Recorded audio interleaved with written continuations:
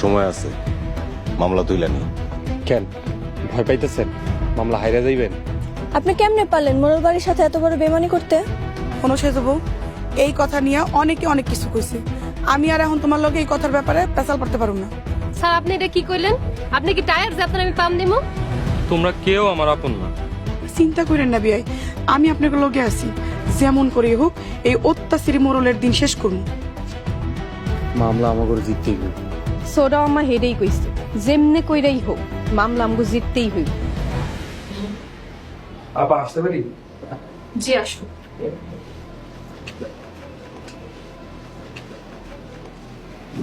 সালাম আলাইকুম। ওয়ালাইকুম আসসালাম। আপনি কি কিছু বলতে আসছেন? কালকে তো আদালতের তারিখ। ভয়ের কিছুই নেই, ড্রাইভার এখন পুলিশের হেফাজতে আছেন।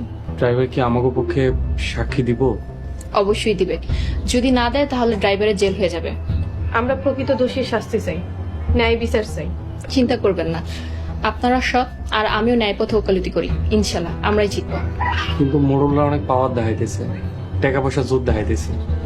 আইনটা নিজের গতিতেই চলবে, টাকার গরম কোনো কাজে আসবে না। যদি টাকা দিয়ে কোনো কিছু করে খাবো, অনেক কিছুই হতে পারে, আবার কিছু নাও হতে পারে।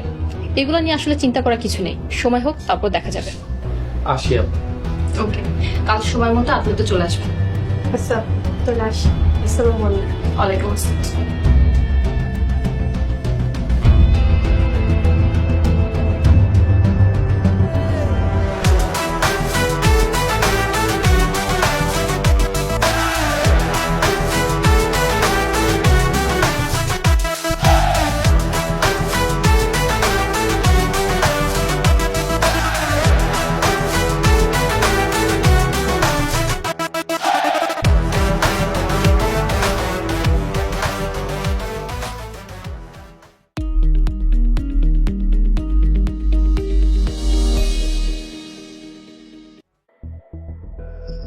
আপনি ডাকছিলেন সবাই দেখো। কেন ডাকছে জানো না? সুরজের মা, তুমি মোড়ল বাড়িতে কি মনে করো? নিজের বাড়ি মনে করি। যদি নিজের বাড়ি মনে করতা তাহলে এত বড় অন্যায় করতে পারতা না।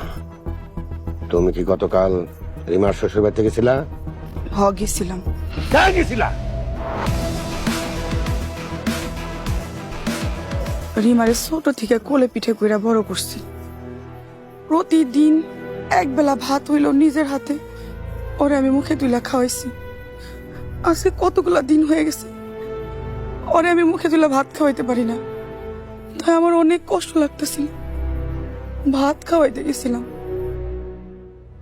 মাস্টার, জি মোড়ল সাহেব, কয় টাকা জরিমানা করবো? তোমাকে কি জরিমানা করতে বলছি? একবারে একার কথা বলো। আচ্ছা আমার ভুল হয়ে গেছে, আমার মাফ করে দেন, জরিমানা করবো না। সুরজের মার নামে 5,000 টাকা জরিমানা করো। 5,000? মোড়ল সাহেব বেশি হয়ে যায় না? তোমার কোনো সমস্যা? আচ্ছা আমার কোনো সমস্যা নেই, আমি এখনই 5,000 টাকা জরিমানা করতেছি। সুরজের মা, এখনো সময় আছে, সাবধান হয়ে যাও, নইলে সামনে যে কি শাস্তি আছে সেটা কল্পনাও করতে পারবে না। আমি আহসানুল্লাহ মোড়ল কতটা খারাপ হইতে পারি মানুষ সেটা কল্পনাও করতে পারে না।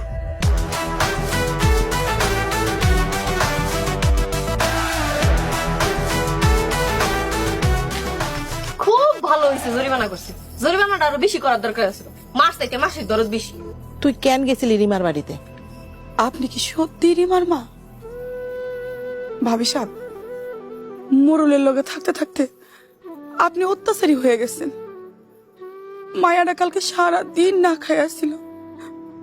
আমি চাচি হয়ে এই কথাটা বুঝতে পারছি, আপনি মা হয়ে একবারও বুঝতে পারলেন না।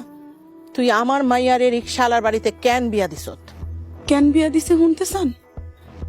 রিক্সাওয়ালার পোলার লগে যদি বিয়া না দিতাম তাইলে রিমা আত্মহত্যা করত।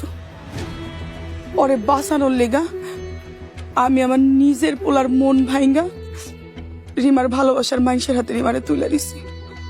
কারণ কি জানেন? এই হাত দিয়া কোলে পিঠে কইরা বড় করছি যে, কথায় আছে না, পালা জিনিসের জ্বালা বেশি। তাই ভাবি সাহেব, আগে যদি জানতাম আমার এত জ্বালা হইব, তাহলে কোনোদিন আপনার মায়া করে আমি আমার নিজের মায়া মনে করতাম না।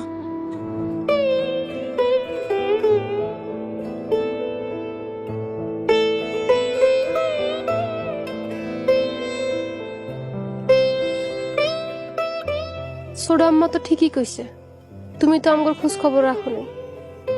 এই ছোট আম্মাই আমগরে খাওয়ায়া পরে নিজের লগে ঘুম পাড়াইছে। এর লেগে ছোট আম্মার লগে কত খারাপ ব্যবহার করছে।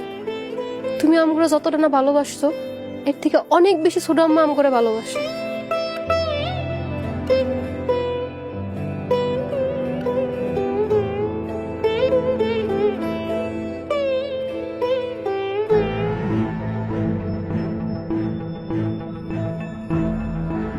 অর্ডার অর্ডার অর্ডার আদালতের কার্যক্রম শুরু করার আদেশ দিচ্ছি।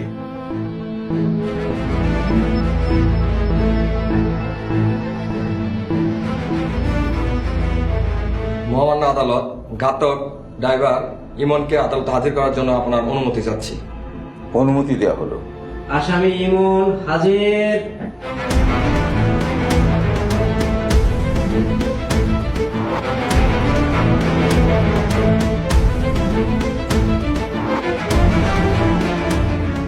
মহামান্য আদালত, এই সেই ড্রাইভার যে জব্বারকে গাড়ি চাপা দিয়েছিল। এই সুযোগ কাজে লাগিয়ে আমার মক্কেল রতনকে ফাঁসিয়ে দেওয়া হয়েছে।